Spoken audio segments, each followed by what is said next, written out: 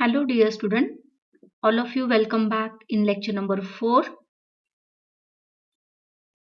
on chapter number 2 pteridophyte, in which we will see here the life cycle of Nephrolipis, the subject BO121 plant life and utilization paper 2nd from semester 2nd from credit number 1st. I am Dr. Mukta Bhamre, assistant professor at Department of Botany, KTHM College, Nasik. So, the session agenda of today's lecture is chapter number 2nd, pteridophyte, the life cycle of Nephrolipis, in which here we will focus the internal structure of sporophyte, means anatomy. Anatomy, it is nothing but the study of internal structure of the plant's organs. So in which we will see in detail the transverse section of stolon of Nephrolipis, transverse section of rachis of Nephrolipis, TS of pinna or leaflet of Nephrolipis. So the student, in previous lecture we already seen that the life cycle of Nephrolipis with regard the habit. So habit, it is a differentiated into the sporophytic plant body, differentiated into stem, root and leaves. Habitat, the pteridophyte, they have a diverse habitat. They mostly the terrestrial habitat, and they are specifically grows on moist and cool shady places. Then the distribution of the pteridophyte, it is distributed throughout the world, and they are found in a tropical region of the world, and they specifically in a humid forest area they are densely found. So external morphology of sporophyte, we already seen that the plant body, it is a diploid sporophyte. It is a differentiated into stem, root, leaves. The stem, it is get modified into the rhizome. Then leaves are pinnately compound leaves, and it is a feather like. And the roots, there is a the primary, there is a adventitious root system is present. So the student, see, this is the leaves. Okay, so the leaves having a, see, this is the petiole basal portion, this is called the petiole. Okay, and see that extended portion of petiole, okay, those having a leaves, it is called the rachis, and on that rachis there is a small leaflets are there. Okay, that leaflets are called the pinnas or leaflets. So the student, here the internal structure of sporophyte, anatomy of sporophyte. The firstly I am focusing here the TS of stolon. So the internally, it is a differentiated into epidermis, cortex, endodermis and stellar region and pericycle. Okay, so the first of all epidermis. Okay, so the student, epidermis, it is a outermost single layer, and these epidermis, it is made up of the parenchymatous cell. That parenchymatous cells are rectangular, and these cells, outermost, okay, wall of these cells are cutinized. Then next to the epidermis, the student, there is a cortex is present. The cortex, it is next to the epidermis, and the outer region of the cortex, it is consisting of the thick wall cells, and these thick wall cells are compactly arranged layer of lignified cell forming the hypodermis. Then the inner cortex or inner region, it is formed by the thin wall parenchymatous cells, which are loosely arranged with a sufficient intracellular spaces are there, and these cells store the reserve food material in the form of starch. The innermost layer, it is made up of the cortex, it is called the endodermis. Okay, so the student, remember that endodermis, it is nothing but the innermost wall of the cortex, and it is rectangular, made up of the rectangular cell, thick wall parenchymatous cells. So the student, next to the endodermis, that is the stellar region is present. It is a single and protostellic in nature. Okay, what is a stele? So the student, remember that stele is nothing but the central part or central core of the vascular tissues. Okay, xylem and phloem. It is a single and protostellic in nature. It consisting of the solid column of the vascular tissue without the pith, it is called the protostele. It is externally surrounded by the pericycle, and that pericycle, it is made up of 2 to 3 layer of the thin wall cell. It consisting of the single vascular bundle. The single vascular bundle, which is a conjoint, then concentric and amphicribal. What is the amphicribal? Student, remember that the xylem tissues is surrounded by the phloem, and such kind of vascular bundle, it is called the amphicrinal. Okay, concentric means xylem is present at the center, and periphery that is surrounded by the phloem tissues. The xylem is a star shape, which we star shape, okay, with metaxylem in the center and protoxylem towards the periphery. And such a type of protostele, which is called the stellate, or it is also called the star shape. See the students, see this is the in a diagrammatic view. See, this is the epidermis. Okay, so it is a single layer. I am already told you that it is a rectangular parenchymatous cells. It is a cutinized. Then next to the epidermis, there is a cortex is there. Okay, so the outer cortex, it is made up of the very thin wall cell. It is a lignified cells are there. It's forming the hypodermis. Okay, what is the function of the hypodermis? It gives the mechanical support as well as give the strength. Then see the inner cortex. Okay, it is made up of the loosely arranged parenchymatous cells. See that parenchymatous cells are loosely arranged, but outer cortex cells, lignified cells, are compactly arranged. They do not show any spaces between them. But the inner cortex, okay, means here it's having a cell of parenchyma. They are loosely arranged and they shows distinct intracellular spaces. And see these cells, they consisting of the reserve food material in the form of starch granule. So the students see the next to the cortex, okay, inner cortex, then innermost cortex, okay, it is a made up of, see, there is nothing but the endodermis. Okay, means here the endodermis, it separate the cortex region from the stellar region. Okay, inner side, that is stellar region is there, pericycle and stellar region, and outer side they have a cortex, inner cortex and outer cortex is there. So the students see the endodermis, it is also made up of the single layer, and this endodermis, it is made up of the rectangular thick wall cells, and that cells are parenchymatous cells are there.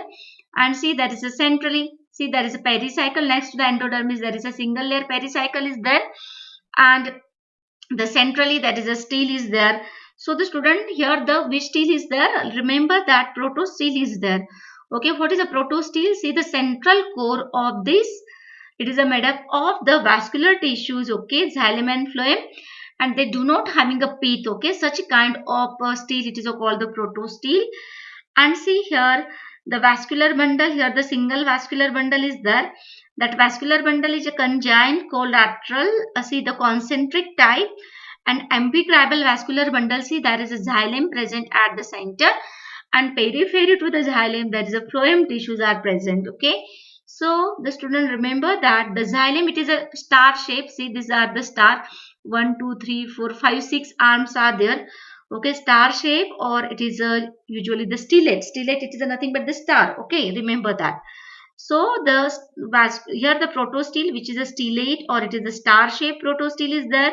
So the students remember that this is called the actinostele. Okay, within that protostele the star shape arrangement is there. Okay, of the xylem, it is called the actinostele, and the xylem consisting of the tracheids and xylem parenchyma, the phloem consisting of the phloem parenchyma, and sieve cell, which completely surrounded the xylem, but more prominent in between the radiating protoxylem group. See, this is the metaxylem, see, and these are the protoxylem. Okay, at that star shape, okay, at the end there is a protoxylems are there, and at the towards the center there is a metaxylem is there. Okay, so the student, this is regarding to the TS of stolon. So the next I am focusing here the TS of rachis. So internally the rachis, it is differentiated into epidermis, then hypodermis, endodermis, pericycle, and vascular bundle. So the firstly, I am focusing here the epidermis. So the epidermis, it is outermost single layer of rectangular cell with cutinized outer walls.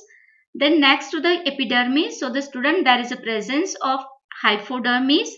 The ground tissue is differentiated into outer zone of the thick wall, compactly arranged without intercellular spaces, forming the, means that is a lignified cells are there, thick wall cells are there, and that thick wall lignifying cells, means lignifying means what exactly? At their cell wall there is a heavily deposition of the lignin, okay, and that lignified cell forming the hypodermis. So the student, this hypodermis, it gives the mechanical support and the strength. The inner ground tissues, the parenchymatous thin wall parenchyma cells, it's loosely arranged with the intercellular spaces, and they contain the starch grains and chloroplast when young, and this layer of the ground tissues surround the each vascular strands. So the student, the vascular bundles or vascular strand, the vascular system consisting of 2 to 5 vascular strand embedded in a ground tissues and arranged in a horseshoe shaped manner open towards the grooves. So the student, each vascular strand contains the single vascular bundle surrounded by its own endodermis and pericycle. Each vascular strand consisting of the single layer of parenchyma, and therefore they are also called as meristyle, means many vascular bundles are there, okay, it is also called as a meristyle. Vascular bundles are conjoined, concentric, amphicribal or heterocentric. Okay, what is meant by amphicribal or heterocentric? It is nothing but xylem surrounded by the phloem. Here the xylem is a hexarch and it is a C shape or it is a comma shape consisting of tracheids and xylem parenchyma. So the student, vessels are absent, phloem made up of the sieve cells and phloem parenchyma, sieve tubes and companion cells are absent. So the student, see, this is the diagrammatic representation of TS of Rachis. See, this is the epidermis, okay. See, this is the hypodermis. So epidermis, it is a single layer, okay. It is made up of the rectangular parenchymatous cell and it is a cutinized outer wall. Then next to the epidermis, there is a hypodermis is there, okay. So see, this is the hypodermis. It is made up of the thick wall, highly lignified cells, okay, and these cells are compactly arranged, okay, they do not show any intracellular spaces, okay, and these cells are thick wall due to the heavily deposition of lignin, and they provide the mechanical support and provide the strength. Then next, there is a ground tissue is there, okay, and the ground tissue, it is made up of the thin wall parenchymatous cells, okay. See, this is the ground tissue area, and these ground tissues, parenchymatous, and that cells are loosely arranged and it consisting of the starch grains. So the students, see, there is a many vascular strands are present, okay, many vascular bundles are present. So the student, each and every vascular bundle, see here, see, there is a 1 2 3 4 5 vascular bundles are there, but among that, okay, here one enlarged, okay, vascular bundle here. See, each vascular bundle, it's having their own endodermis, okay. See, the endodermis, it is a single layer and it is separated the stellar region from the ground tissues, okay. And next to the endodermis, student, there is a single layer pericycle is present, okay, and centrally there is the presence of the xylem, and periphery there is a presence of phloem. Means here, the, see, the arrangement of the xylem tissue, it is a comma shape or it is a C shape structure, okay. And see the student, here the which steel is there, okay, here the steel is specifically the meristelic condition is there, okay. There is a more than one steel is there, okay, that's such condition, okay, when the more than one vascular strand is there, one vascular bundle is there, it is a called what? It is a called the meristelic condition, okay. So the student, here the comma shape or the C shape vascular bundle is there in Rachis, okay. So remember that here the tracheids and xylem parenchyma is only present through xylem part, while phloem it consisting of only what the sieve tubes and companion cells are absent, it consisting only the sieve cell and phloem parenchyma. So the students see, remember regarding this is the TS of rachis. Then next I am focusing here the TS of pinna or the leaflet. Okay, so the student, when we take a section, okay, of the pinna, okay, transfer section of the pinna or leaflet, okay, so the TS of the pinna or leaflet, it shows the upper epidermis, okay, then mesophyll cells, then sorus region and the vascular strand, okay. So the upper epidermis, it is a consisting of the single layer of compactly arranged cells, brick shaped cells are there with chloroplast, and outer wall is a cutinized. It is distinguished by the presence of hydathode as a shallow depression above the vein ending and absence of stomata. So epidermis, okay, that is also having a hydathode. It is nothing but the chalk gland. So the mesophyll, so the student remember that here the mesophyll, it consisting of the spongy tissues. That spongy tissues contain one type of cell and therefore its pinna, it is called the isobilateral. However, the upper spongy tissues are more compact than the lower one, and it also shows the vein ending in the lower one. It also shows the vein ending in the form of group of tracheids below the hydathode. So the sorus remain attached to the lower epidermis at the vein ending and consisting of the placenta, sporangium and indusium. So the students see here the TS pinna passing through the sorus. See, this is the upper epidermis. Okay. See, this is the mesophyll cells. See, this is the lower epidermis. Okay. And see, this is the placenta, the central core of the cells. Okay. It is called the placenta. See, this is the lower. There is the indusium is there. This is the cavity-like structure, and here the sporangia. So the students see the upper epidermis. It is a single layer. Okay. And it is made up of the compactly arranged cells. Okay, so the next to the upper epidermis there is a mesophyll. Okay, mesophylls, it's consisting of the loosely arranged the spongy parenchymatous cells are there, spongy tissues are there. Okay, and that leaves are called the isobilateral leaves. Okay, then sorus. See the student, I'm already shown you that sori. Okay, when backside of the leaves it consisting the brown color kidney shape, the dots are there, it is called the sori. Okay, the sori, it consisting of the group of sporangium. Okay, so when we take a section passing through that sori region, sori it's remain attached to the lower epidermis. See, this is the lower epidermis. Okay, and at that the lower epidermis there is an attachment of sori is there. Okay, and at the vein ending it consisting of, see that vein ending, it consisting of the placenta. Okay, on that placenta they bears the sporangia, and the below that there is a false cavity like structure is there. It is a nothing but the indusium. Placenta is a cushion like, see here the central region. Okay, see here this is the placenta. What is a placenta, student? So the placenta, it is a nothing but the cushion like structure which is a made up of the thin wall parenchyma. It's provide the nourishment to the developing sporangia. See the sporangia, it is attached to the placenta. Okay, and it's give the all kind of nourishment, food, nutrients, okay, water, minerals, all they provide the sporangium, developing sporangium through the placenta. Okay, then sporangia are present on either side of the placenta. See, this is the placenta. On right hand side of placenta they also having a sporangia. On left hand side of placenta they also having a sporangia. And see the structure of sporangia. See the sporangia having a stalk. Okay, see this is the long stalk. Okay, then it's having a capsule containing the spores. Indusium, see here the lower one layer. Okay, it is called the indusium. And see this indusium, it is a protective covering and which is also single layer. It is attached to the placenta by massive short stalk of parenchymatous cells. Okay, so the students see this is regarding to the TS of pinna passing through the sori. So the student see this is regarding to the internal morphology.